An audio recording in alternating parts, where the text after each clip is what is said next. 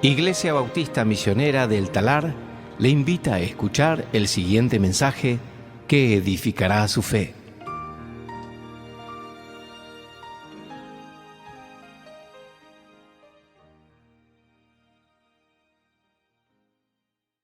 Capítulo 2, en esta mañana, Filipenses capítulo 2, y vamos a continuar nuestro estudio comenzando en versículo 5. Hay una historia que se ha contado acerca de D.L. Moody. D.L. Moody, que fue un evangelista muy famoso en el siglo XIX, hasta casi de la mitad hasta casi el final del siglo XIX.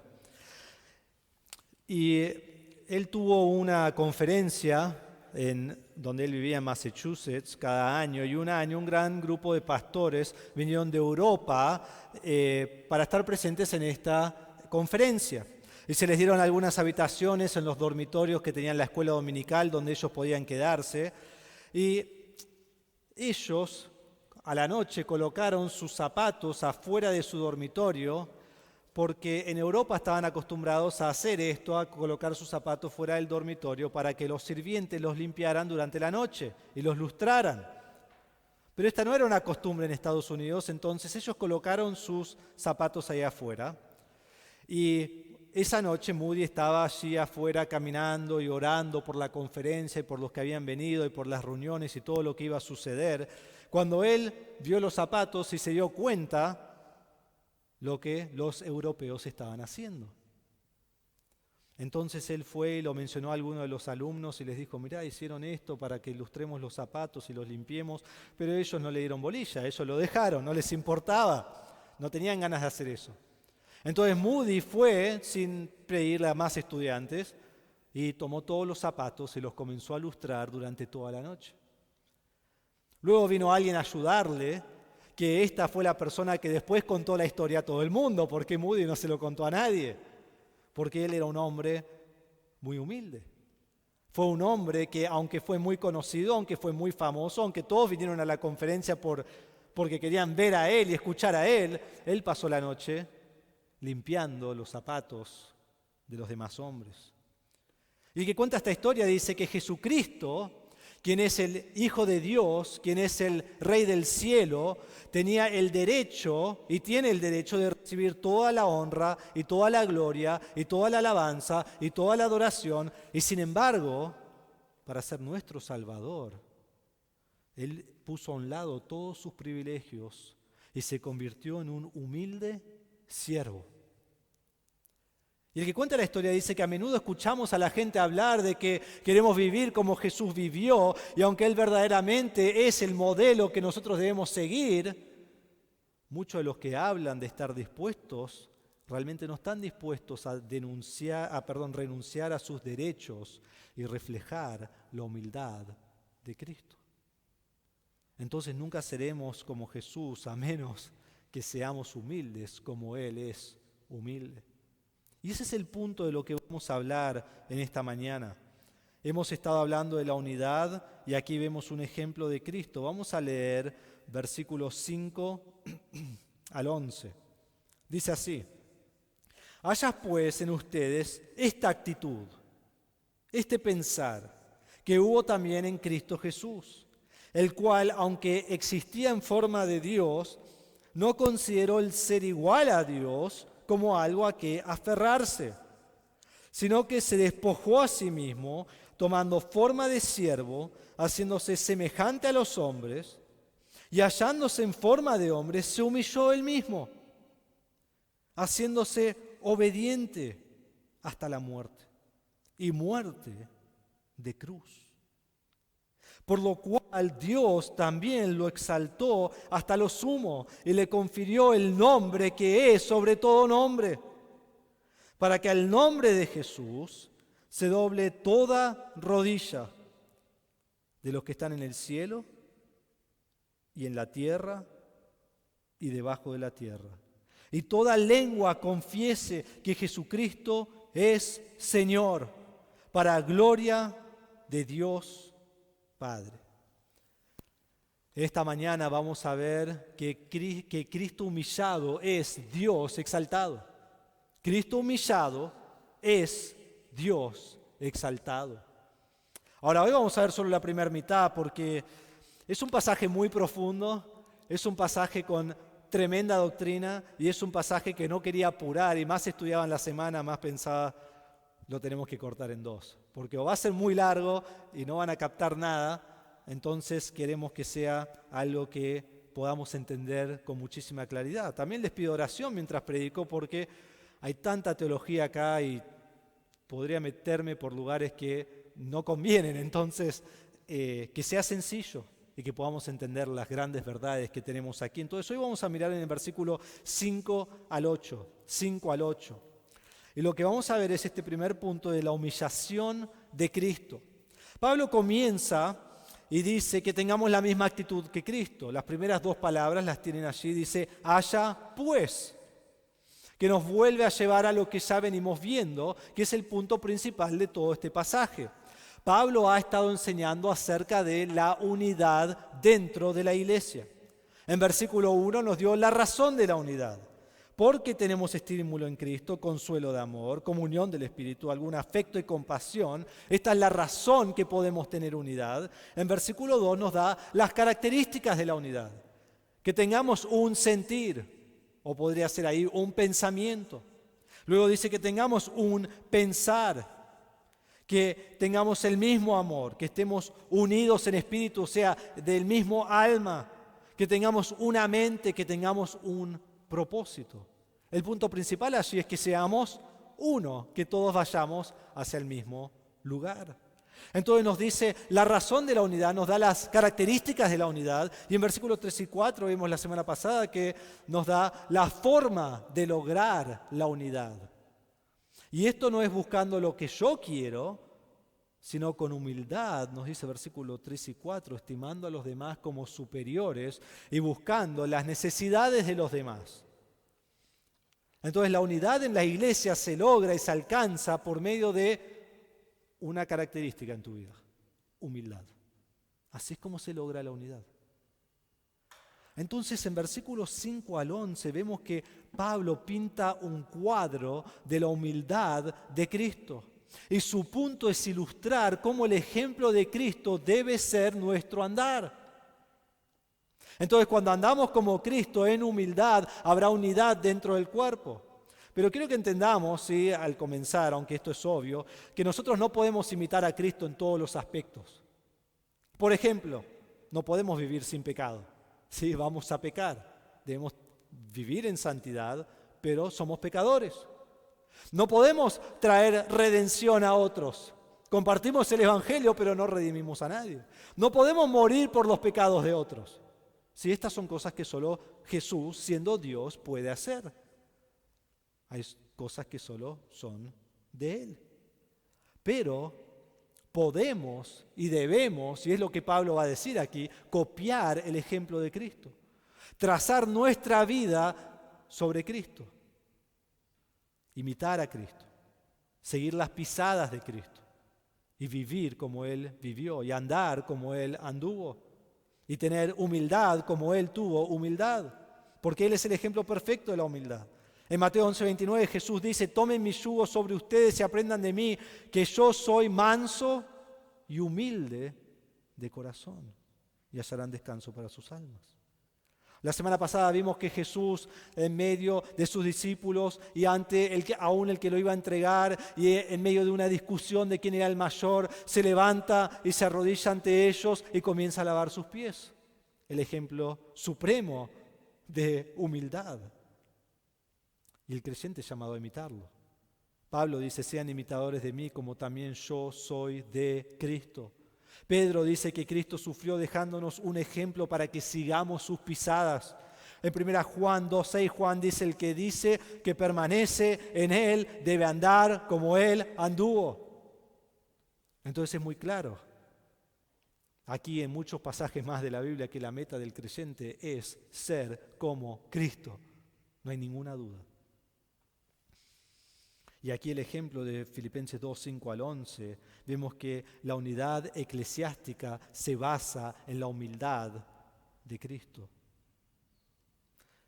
Pero quiero que entendamos que aunque Pablo pinta un cuadro de una ilustración de la unidad, cuando empezamos a mirar y enfocarnos en el cuadro y detallar el cuadro y analizarlo, vemos una cristología magnificente, un estudio de Cristo extraordinario, como no hay en el resto de las Escrituras.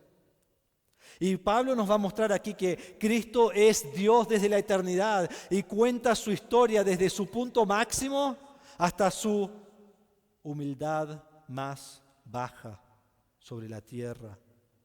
Entonces el Dios del universo, el creador de todas las cosas, muere como un criminal vergonzoso en una cruz. Pero después la semana que viene vamos a ver que este que muere, Jesús mismo, Dios mismo, luego es exaltado hasta lo más alto. Y es toda una unidad y me hubiera gustado predicarlo todo, pero tenés que volver la semana que viene. Entonces cuando miramos aquí quiero que pensemos en dos cosas. Primero, no perdamos el punto principal, ¿sí? El punto principal de todo nuestro pasaje del 1 al 11 es que la humildad de Cristo es el camino a la unidad en la iglesia. Si no somos humildes como Cristo, nunca podemos tener unidad dentro de nuestra iglesia.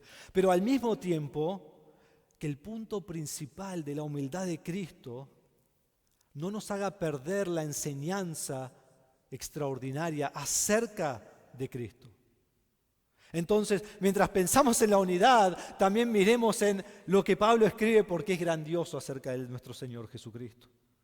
Entonces, disfrutemos de toda la riqueza de este pasaje porque hay muchísima riqueza. Y entonces al final vamos a volver a la iglesia, vamos a volver a nuestra vida y nos vamos a hacer la pregunta, entonces, ¿qué hago con esto? Y la respuesta es, imito a Cristo en su humildad y así tenemos unidad en la iglesia. Entonces Pablo dice, haya pues en ustedes esta actitud que hubo también en Cristo Jesús. Ustedes tengan este pensar, esta mente, tengan este mismo propósito. La palabra aquí es phroneo, es la misma palabra que vimos en versículo 2 cuando dice sean del mismo sentir y el mismo propósito. Las 3 veces Pablo está hablando acerca de tener la mente de Cristo, el pensamiento de Cristo. Pero aquí no es una declaración, aquí es un mandato, es un imperativo. Pablo dice, ustedes deben tener esta actitud. Esto es lo que ustedes tienen que hacer. Y el mandato es plural, es para toda la iglesia. Que todos juntos tengamos el mismo sentir que tuvo Cristo. Y es un mandato presente, que significa que es en todo momento. Cada día, cada semana, cada momento, debo imitar la humildad de Cristo. Entonces, hermanos, en cada pensamiento, en cada actitud, en cada palabra, en cada decisión, en cada acción, mi pregunta debe ser, ¿esto refleja la humildad de Cristo? Nuestra mente es tener su mente. Que yo piense como Él, que yo actúe como Él. Entonces, la pregunta obvia es, ¿cuál es la mente de Cristo? Si Pablo me llama a tener la mente de Cristo, entonces yo tengo que saber cuál es la mente de Cristo. Y eso es lo que él va a responder en versículo 6 en adelante. Y comienza desde la eternidad pasada. Comienza desde la eternidad pasada. Les pido que vayan buscando en su Biblia Juan 1, y mantengan su dedo en Filipenses. Juan 1. Vamos a leer muchos versículos hoy. Este es el único al que los voy a llamar a buscar, creo, por ahora. Pero vamos a mirar muchos versículos, porque hay una teología muy importante, un estudio muy importante aquí que es acerca de Cristo. Aquí en el versículo 6 de Filipenses nos dice, y mientras están buscando Juan 1:1, pero en Filipenses nos dice, el cual, aunque existía en forma de Dios. Y quiero que entendamos que todo este pasaje de versículos 6 al 8 muestra cómo Cristo está en lo más alto y llega hasta lo más bajo. Él es Dios, Él no se aferra a su estatus, Él se despoja a sí mismo, Él toma forma de un esclavo, Él se hace semejante a los hombres, Él muere y Él muere en la cruz. O sea, no puedes ir más bajo y no puedes venir de más alto. Esta es la humildad suprema. Este es el ejemplo perfecto. Y no hay ejemplo mejor que este, y por eso Pablo habla acerca de esto. Entonces así dice Pablo, aunque existía.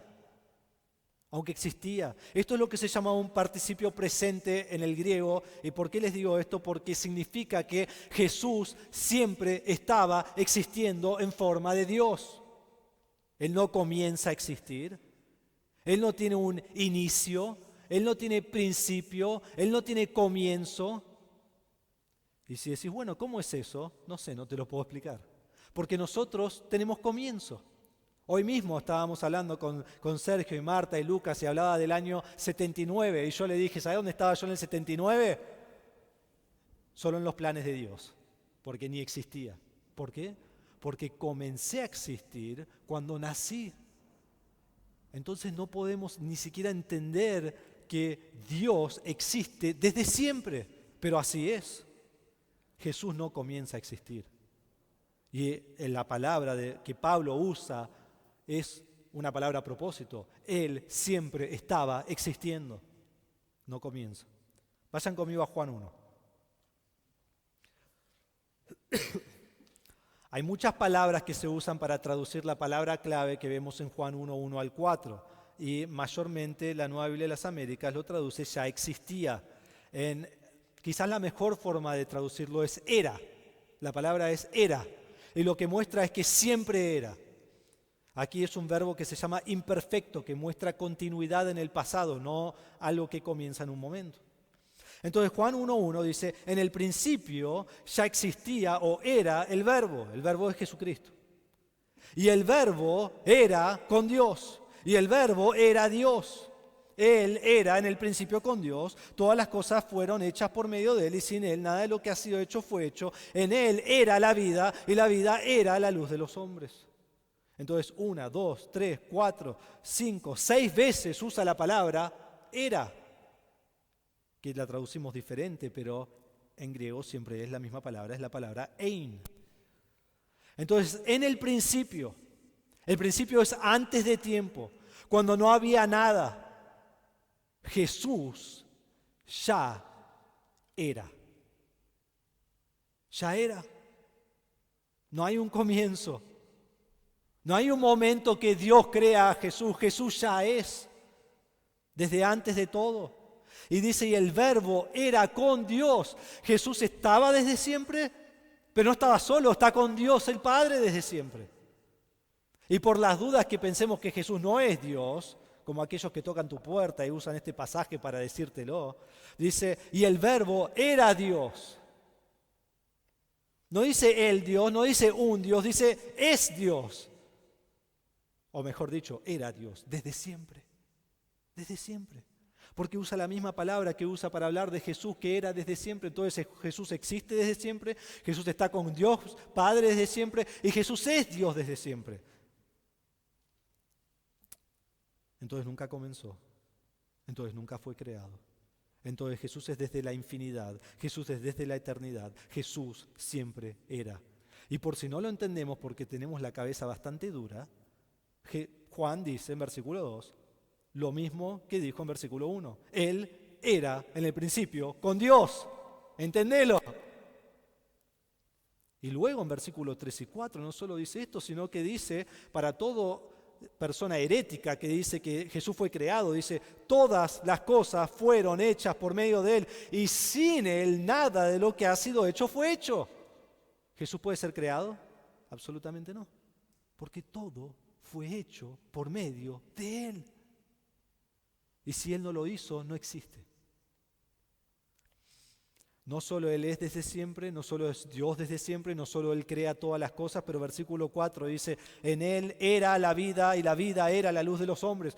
Jesús es la vida, Jesús es la luz, Jesús da vida, Jesús da luz y todo lo que Jesús no dé vida no respira. Cuando Dios creó al hombre y la mujer, ¿qué hizo? Respiró aliento en ellos para que pudieran existir.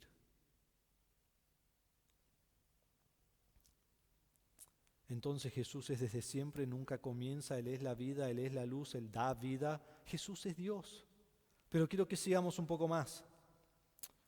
En Éxodo 3:14, todos recuerdan este pasaje que Dios llama a Moisés por medio de una zarza ardiendo. Hasta recuerdo de chico en una colonia de niños que aprendimos una canción. Justo esta Mirta, porque Mirta nos enseñó esta canción. La cantaría porque me la sé de memoria todavía, pero no quiero aturdir sus oídos. Pero decía que ahí en el monte Oreb la zarza ardía. ¿Vos te acordás, Juan Marcos, de esa canción? De chiquito es la única que me acuerdo de las colonias. ¿Y qué ocurre allí en esa zarza? Dios llama a Moisés y Moisés le dice, pone un montón de excusas, ¿no? Pero una de ellas es, y cuando yo voy al pueblo de Israel para librarlos de los egipcios, ¿quién les voy a decir que me manda? ¿Quién me está enviando? ¿Cómo es tu nombre? Y Jehová dice, deciles que el yo soy te envía. ¿Quién es el yo soy? El yo soy es Dios mismo. Y su nombre demuestra que Él es autoexistente y Él es de la eternidad. Él es el gran yo soy. Y cuando llegamos a los evangelios, especialmente el evangelio de Juan, vemos que Jesús atribuye ese mismo nombre a sí mismo. Y Él dice, antes de que Abraham fuera, yo soy. ¿Y qué hicieron ellos? Levantaron piedras para matarlo. Porque dijeron, Él dice que es Dios. Jesús dice, yo soy la puerta. Jesús dice, yo soy el buen pastor. Yo soy la luz del mundo. Yo soy el pan de vida. No hay, ¿qué es la palabra? No hay pregunta, no hay duda de que Jesús dijo que Él es Dios. Él es Dios.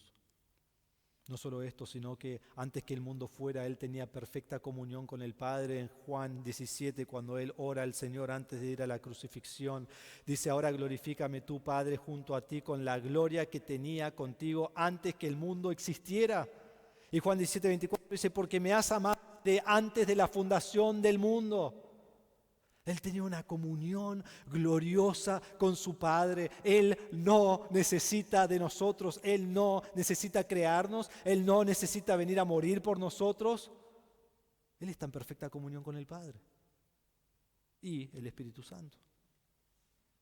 En Colosenses 1, y pueden ir allí porque está solo a 1 o 2 páginas, Colosenses 1:15. Sigo demostrando que Jesús es Dios, dice allí en Colosenses 1:15. Él es, hablando de Jesús, la imagen del Dios invisible, el primogénito de toda creación, porque en Él fueron creadas todas las cosas, tanto en los cielos como en la tierra, visibles e invisibles, ya sean tronos o dominios o poderes o autoridades. Todo ha sido creado por medio de Él y para Él, y Él es antes de todas las cosas, y en Él todas las cosas permanecen. Déjenme decirles rápidamente que cuando dice el primogénito de toda creación, en versículo 15, está hablando de primero en prioridad, primero en soberanía. No habla de creación ahí. Él crea todo, Él sostiene todo, Él es. Y aquí esta palabra es un verbo presente que muestra que siempre es antes de todas las cosas. Muy parecido a lo que ya vimos cuando dice era. En Colosenses 2:9 dice que en Cristo habita corporalmente la plenitud de la deidad. Entonces Cristo siempre ha sido Dios, siempre es Dios y para siempre será Dios. No puede cambiar. Volvamos a Filipenses 2:6. Dice, el cual, aunque existía en forma de Dios. La palabra forma es la palabra griega morfe que se usa en versículo 6 y versículo 7 y es la manifestación externa de una realidad interna incambiable, inmutable. No puede cambiar su forma, nunca cambiará. Él siempre existía en forma de Dios, siempre fue Dios, eso no puede cambiar jamás. Jesús es Dios. Y vamos a volver a esta palabra porque va a ocurrir de nuevo en versículo 7. Pero si vamos en versículo 6, dice, no consideró ser igual a Dios como cosa a que aferrarse. Ya establecimos que Jesús es Dios, ¿no? No hay ninguna pregunta acerca de eso. Y si hay, después del mensaje te doy 20 pasajes más, ¿sí? Lo establecimos. Y ahora dice que él no consideró ser igual a Dios como algo a que aferrarse. Ser igual a Dios es ser Dios mismo. Cuando Cristo se hace hombre, Él no deja de ser Dios, sino que Jesús en su humanidad es la equivalencia exacta de Dios mismo. Por ejemplo, en Juan 5:17, Jesús les respondió a los judíos: hasta ahora mi Padre trabaja y yo también trabajo. Entonces, por esta causa los judíos aún más procuraban matar a Jesús, porque no solo violaba el día de reposo, sino que también llamaba a Dios su propio Padre, haciéndose igual a Dios. ¿Por qué lo quieren matar? Porque Jesús dice: yo soy Dios, yo soy igual a Dios. Y ellos dijeron: sos un blasfemo. En Juan 17, otra vez en la oración final de Jesús antes de morir, dice a Dios el Padre: para que todos sean uno, como tú, oh Padre, estás en mí y yo en ti, que también ellos estén en nosotros, para que el mundo crea que tú me enviaste. La gloria que me diste les he dado para que sean uno, así como nosotros somos uno. Jesús es igual a Dios. En Juan 1:14, ¿recuerdan que vimos Juan 1:1 que el verbo era desde siempre? Bueno, en Juan 1:14 Juan nos dice: y el verbo se hizo carne y habitó entre nosotros, y vimos su gloria como la gloria del unigénito del Padre, lleno de gracia y de verdad. Cuando vemos a Cristo, vemos la gloria del Padre. Y no solo esto, sino que Jesús le dice en Juan 14:9 le dice a Felipe: tanto tiempo he estado con ustedes y todavía no me conoce, Felipe. El que me ha visto a mí, ha visto al Padre. No a alguien como el Padre, no a alguien parecido al Padre, ha visto al Padre mismo. Cuando Tomás finalmente ve a Jesús resucitado, cae ante Jesús y ¿qué le dice? Señor mío y Dios mío. Jesús es Dios, Jesús es igual a Dios. Entonces quiero que entendamos eso primero aquí, que dice: no consideró el ser igual a Dios, aunque fue igual a Dios, ¿sí? Pero leamos toda la frase, como algo a que aferrarse. Ahora, ¿por qué Pablo dice que Jesús no consideró ser igual a Dios como algo a que aferrarse? ¿Qué significa esto? Significa que Jesús nunca usó su posición como Dios como algo en la cual Él se sostenía. Él no se aferró a lo que le correspondía, porque Él es Dios. Pero Él no se agarró, Él no se aferró, Él no tomó lo que le correspondía. Por eso Jesús es el ejemplo perfecto de versículos 3 y 4. Porque Él, siendo Dios, en realidad no tenía que sufrir por nadie, pero no usa lo que le pertenece para poder lograr algo aún mayor, y eso es la salvación nuestra. No se aferra a su deidad de una manera favorecida a sí mismo. Les doy un ejemplo de esto. Cuando Jesús es tentado en el desierto, en Mateo capítulo 4, versículos 1 al 11, y una de sus tentaciones es que convierta la piedra en pan, ¿qué hace? No lo convierte, no lo hace. Pero más adelante, cuando la multitud viene y tiene hambre, Jesús multiplica toda la comida para que todos coman. Usa su deidad en favor a los demás, mientras que Él se humilla hasta lo más bajo. ¿Qué me enseña esto? Que me deje de aferrar en lo que yo creo que tengo y me humilla ante Dios. Jesús es igual a Dios. Yo no, todo lo que yo tengo viene de Dios. Y a veces me agarro a eso en vez de ser humilde ante los demás. Este es el acto supremo de humildad, pero no termina aquí. Entonces hasta ahora tenemos que Jesús existe desde siempre en la forma de Dios, en la esencia de Dios, pero Él no se aferra al ser igual a Dios, sino que ¿qué hace? Versículo 7. Y déjeme decirle ya, versículo 7, el primero, esta primera frase, hay mucha teología escrita sobre eso, muchos comentarios, así que podés ir a tu casa y pasar toda la semana y después decirme lo que vos pensás, ¿sí? Cristo se despoja a sí mismo. Dice, sino que se despojó a sí mismo. Y vamos a hablar de esta frase, pero déjenme decirles rápidamente que Pablo marca aquí 3 formas. Dice, tomando forma de siervo, haciéndose semejante a los hombres y hallándose en forma de hombre. ¿Sí? Todas esas frases vuelven a que Él se despoja a sí mismo, nos muestra cómo se despoja a sí mismo. Pero entendamos que Jesús no solo decide no aferrarse a la igualdad que tiene en Dios, sino que se vacía a sí mismo. Y la gran pregunta es, ¿de qué se vacía? Porque hay que tener mucho cuidado, porque puedo dar una frase y me hace un herético. Tengo que tener cuidado de qué se vacía Jesús. No se vacía de su deidad, no puede dejar de ser Dios, Él es Dios. Ya lo vimos, existía siempre en la forma de Dios, siempre Él es Dios y siempre será Dios. Les voy a decir lo que yo creo al estudiar que Él se vacía.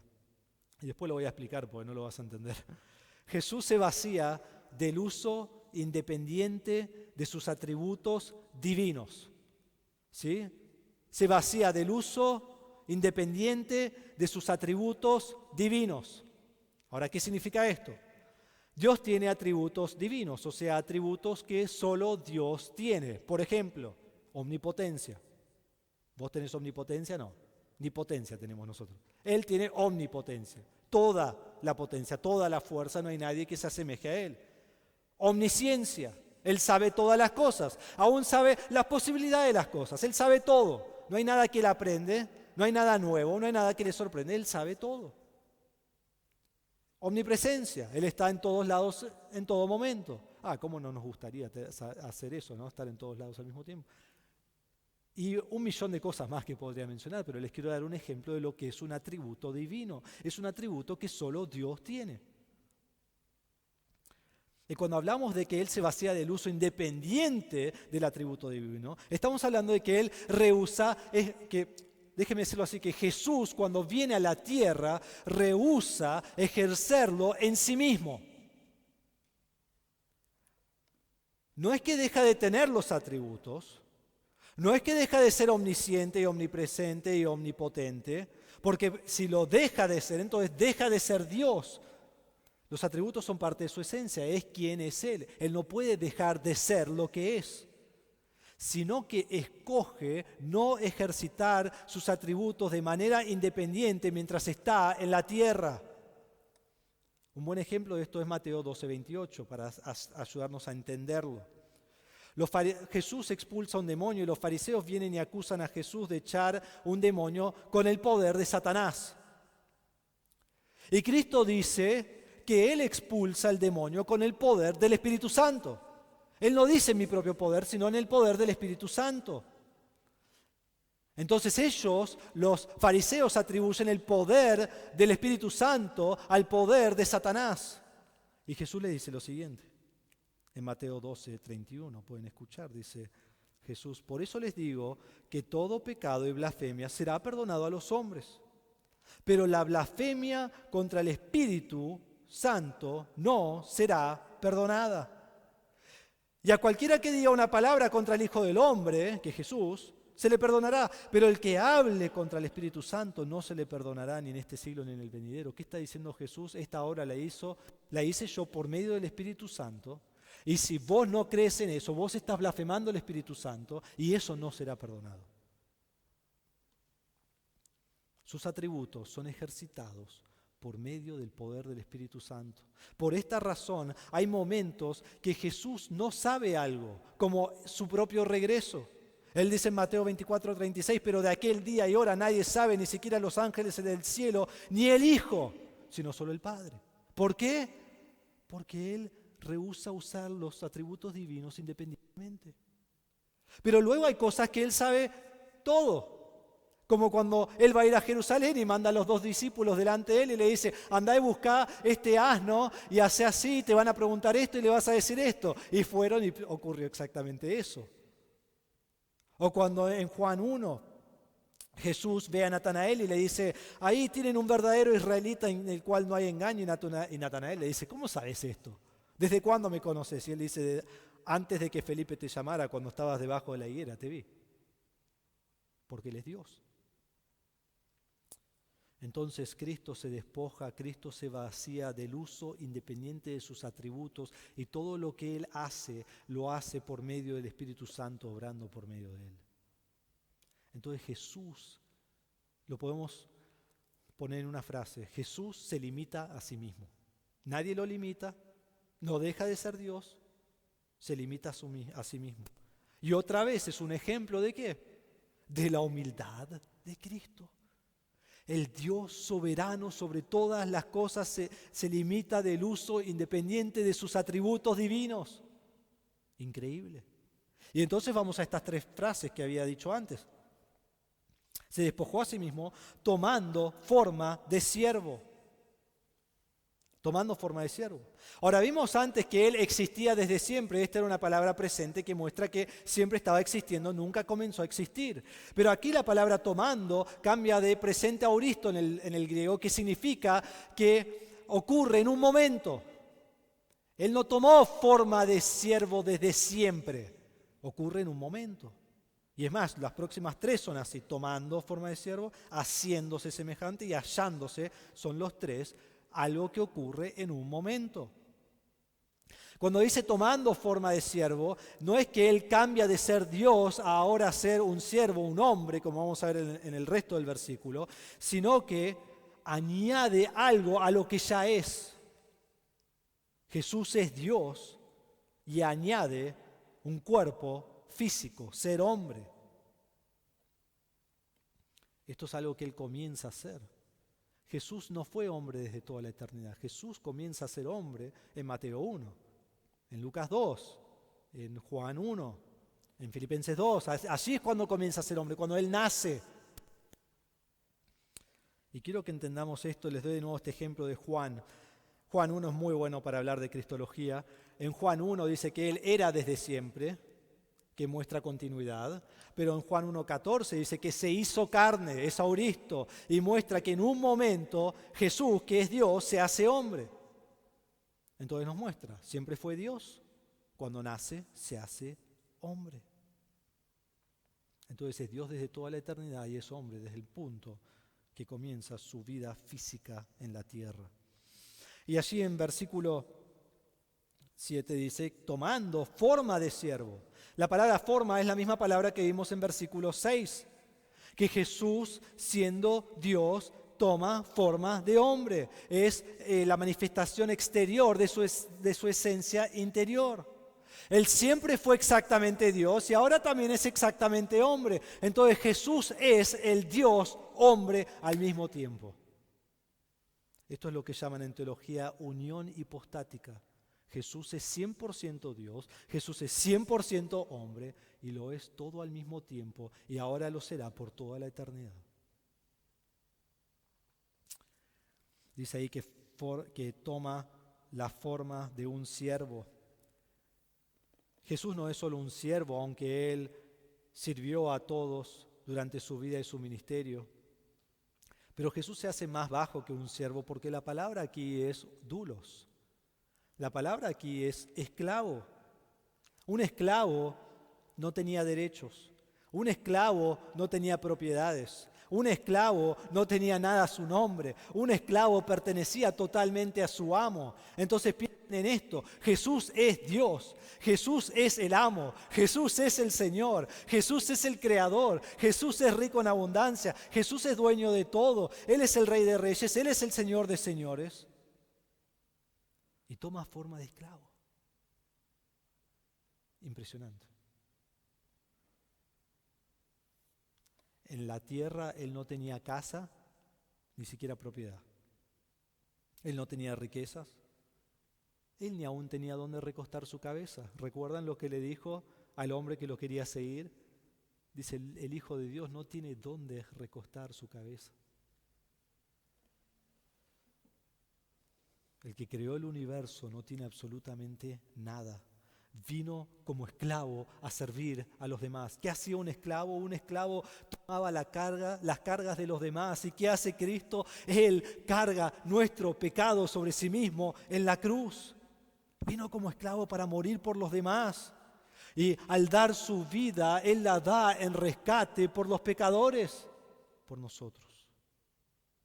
El Cristo, que es Dios sobre la faz de la tierra, tomó la forma de un esclavo. Hermanos, esto no es un paso más abajo. Estos son dos extremos de toda la gloria al punto más bajo que uno puede llegar. El Rey del universo se hace esclavo a los hombres. Y mientras estudiaba esto, pensé,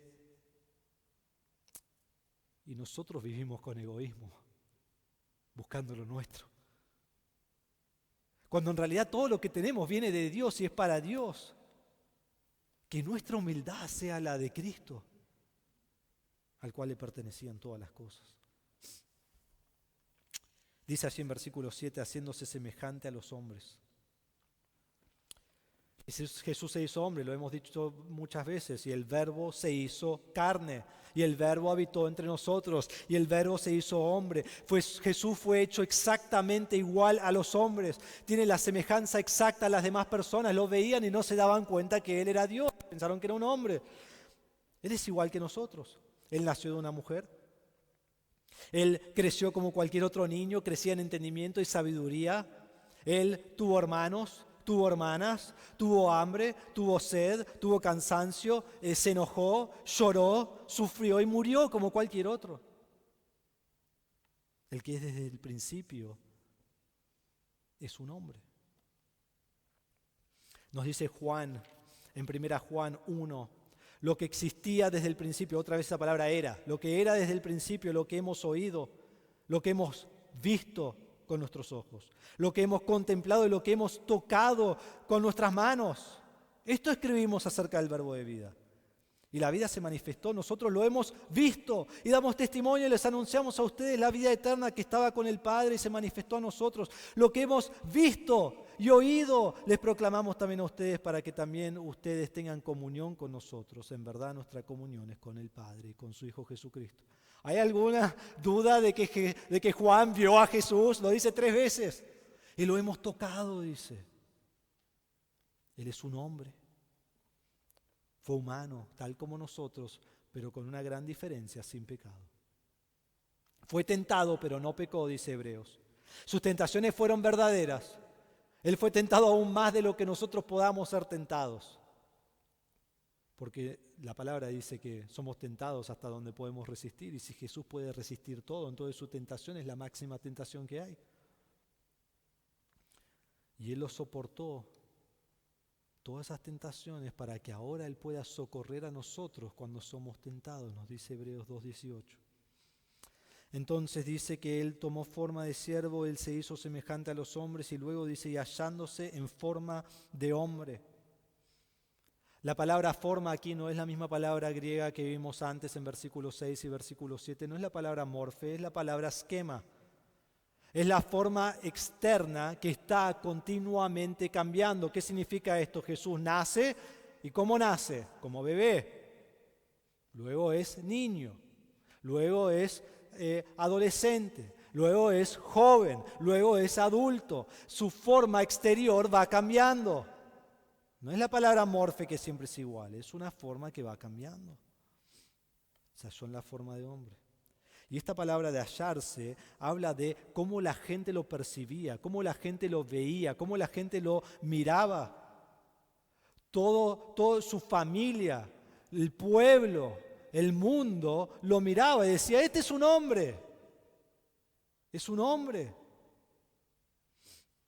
Cuando Él fue a predicar a Nazaret, en Mateo 13, dice que les enseñaba y ellos se maravillaban y decían, ¿dónde obtuvo tal sabiduría y estos poderes milagrosos? ¿No es el hijo del carpintero? ¿No se llama su madre María? ¿Y sus hermanos Jacobo, José, Simón y Judas? ¿No están todas sus hermanas con nosotros? ¿Dónde pues obtuvo todas estas cosas? Se escandalizaban a causa de él. ¿Por qué? Porque dicen, este es un hombre. Es un hombre. No puede ser.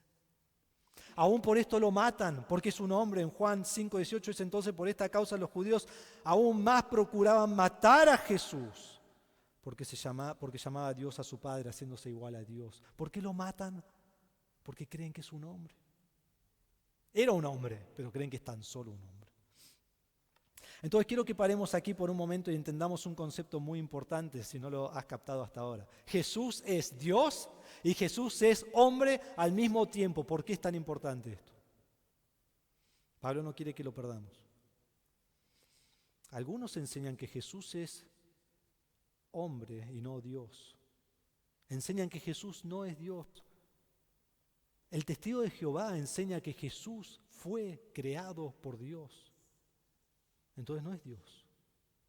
Algunos enseñan que Jesús fue tan solo un hombre. El Islam cree que es un profeta, pero no es Dios mismo. El judaísmo, ya lo vimos, creían que era tan solo un hombre, un blasfemo. Pero ¿qué dice la palabra de Dios? Dice que Jesús es Dios y Jesús es hombre. Y hermanos, si Jesús no es Dios y hombre al mismo tiempo, ¿saben cuál es la consecuencia? No hay salvación. No hay salvación. Si Jesús no es Dios, Él no puede morir por el pecado del mundo. ¿Cómo va a satisfacer el pecado del mundo si Él es pecador? Y si Jesús no es hombre, ¿cómo va a tomar el lugar de los hombres? Él debe ser Dios y hombre al mismo tiempo. Y así lo es. Y si nosotros negamos que Él es Dios o nosotros negamos que Él es hombre, nosotros negamos la fe y estamos sin esperanza. Las últimas tres frases. Dice ahí, se humilló Él mismo. En los evangelios vemos que Él fue humillado, que la gente lo humilla todo el tiempo, pero la realidad es que Cristo se humilló a sí mismo. Nadie humilló a Cristo sin que Él le haya dejado que lo humillen. Él decidió ir de toda su gloria hasta lo más bajo. Él dio su vida para traer salvación, nadie lo forzó. Y dice allí que fue haciéndose obediente hasta la muerte. En Hechos 2:23 dice Pedro que Jesús fue entregado por el plan predeterminado y el previo conocimiento de Dios. Pero Cristo debía obedecer lo que Dios el Padre lo mandó a hacer y someterse perfectamente. Y hermanos, no fue fácil. Cuando Cristo está sufriendo en el jardín de Getsemaní, antes de ir a la cruz, nos dice en Lucas 22:44 que Él, estando en agonía, oraba con mucho fervor y su sudor se volvió como gruesas gotas de sangre que caían sobre la tierra. Porque Él sabía el plan de Dios y Él sabía lo que tenía que hacer y Él tenía que humillarse Él mismo e ir a la cruz en obediencia perfecta. Y lo hace. Mateo 26:39, un pasaje paralelo al que leí, Él ora a Dios y dice, Padre mío, si es posible que pase de mí esta copa, pero no sea como yo quiero, sino como tú quieras. El plan de Dios fue perfecto en mandarlo a la cruz, pero Jesús no fue obligado a la cruz. Jesús voluntariamente va a la cruz para traer salvación.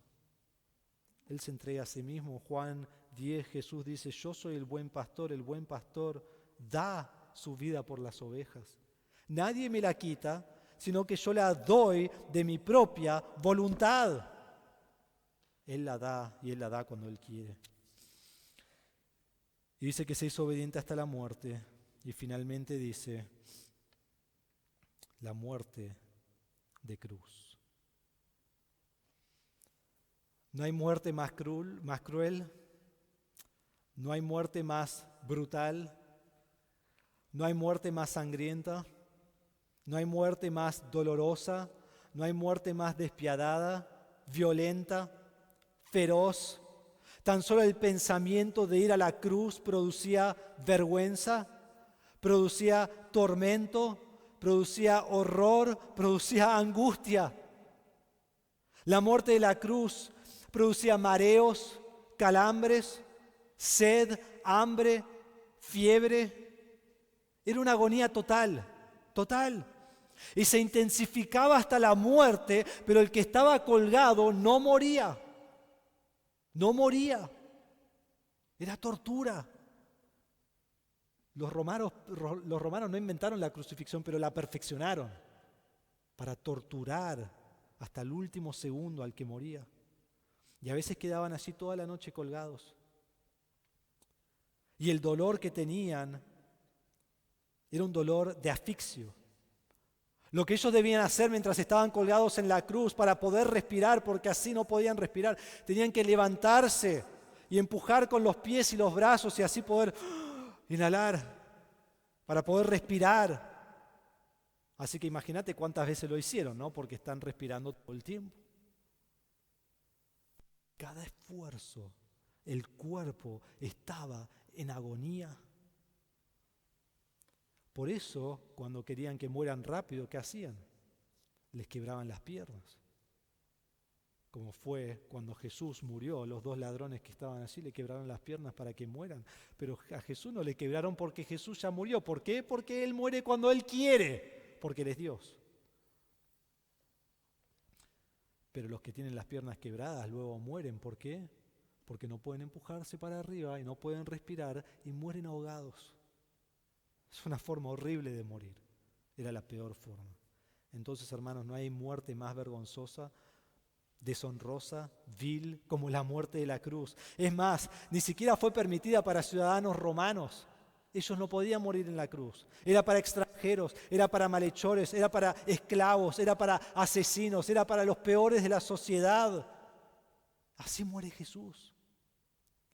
Y aún hasta el día de hoy los judíos no pueden poner su fe en Jesús porque dicen el Mesías no puede morir y mucho menos puede morir colgado en la cruz. En Deuteronomio 21:23 dice, como parte de la ley, su cuerpo no quedará colgado del árbol toda la noche, sino que ciertamente lo enterrarás el mismo día, pues el colgado es maldito de Dios. Entonces el judío decía, nadie puede morir en la cruz, eso es ser maldito. Pero Jesús, el único perfecto, se hace maldición para morir por nuestros pecados. Dice Gálatas 3:13, Cristo nos redimió de la maldición de la ley, habiéndose hecho maldición por nosotros, porque escrito está, maldito todo el que cuelga de un madero. Esto es exactamente lo que Jesús hizo. Murió como un maldito por nuestra cuenta, la muerte que nosotros merecíamos morir. Y la única forma de salvación era la forma de la cruz. 1 Pedro 2:24 dice que Cristo mismo llevó nuestros pecados en su cuerpo sobre la cruz, a fin de que muramos al pecado y vivamos a la justicia, porque por sus heridas fueron ustedes sanados. Cristo tuvo gran sufrimiento físico en la cruz, pero sobre todas las cosas en su muerte, Él cargó el pecado de cada persona sobre la faz de la tierra en un momento sobre sí mismo. Y mientras Él cargaba los pecados de todo el mundo, Dios puso toda su ira sobre Cristo, sobre su Hijo. Toda la ira que tenía sobre todos nosotros, sobre todos los pecados de toda la historia del mundo, la pone sobre Cristo en un momento. Y allí Él está muriendo de una muerte cruel física, pero aún peor, con todos los pecados de todo el mundo, con la ira de Dios sobre Él, separado de Dios, muere de la manera más horrenda. Esta es la humillación de nuestro gran Salvador. El Dios que es perfecto, existiendo desde toda la eternidad, en toda su gloria, viene como el más humilde para tomar nuestro lugar. Y volvemos a versículos 1 al 4 y nos hacemos la pregunta, ¿cómo yo no puedo tener unidad con mis hermanos porque alguien me ha hecho mal? ¿Cómo yo voy a buscar lo mío propio? ¿Cómo yo voy a pensar que merezco algo? Mirá Jesús. ¿Cómo yo voy a pensar que me corresponde algo? ¿Cómo yo voy a actuar de una manera porque algo es mi derecho y otro me lo quiere sacar? Cristo, el que es Dios sobre el universo, se humilla hasta la muerte para traerte salvación. Hermanos, que esta sea nuestra actitud, que esta sea nuestra mente, que este sea nuestro pensamiento. Que esto gobierne todo lo que hacemos, que su humildad sea mi humildad, que su actitud sea mi actitud. ¿Cómo podemos tener unidad en la iglesia? Teniendo la humildad de Cristo.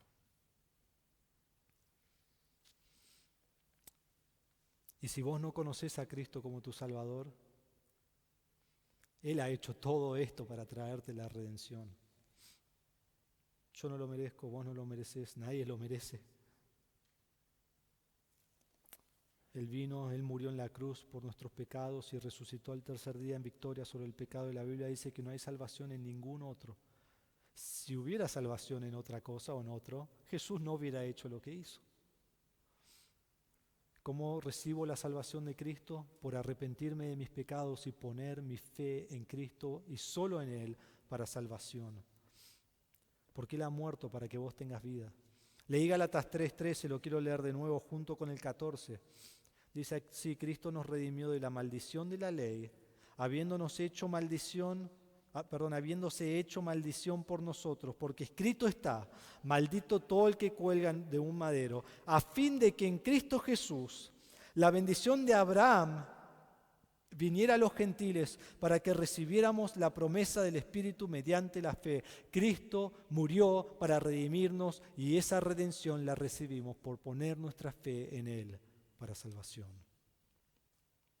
Cristo es humillado y el mismo que fue humillado es Dios exaltado.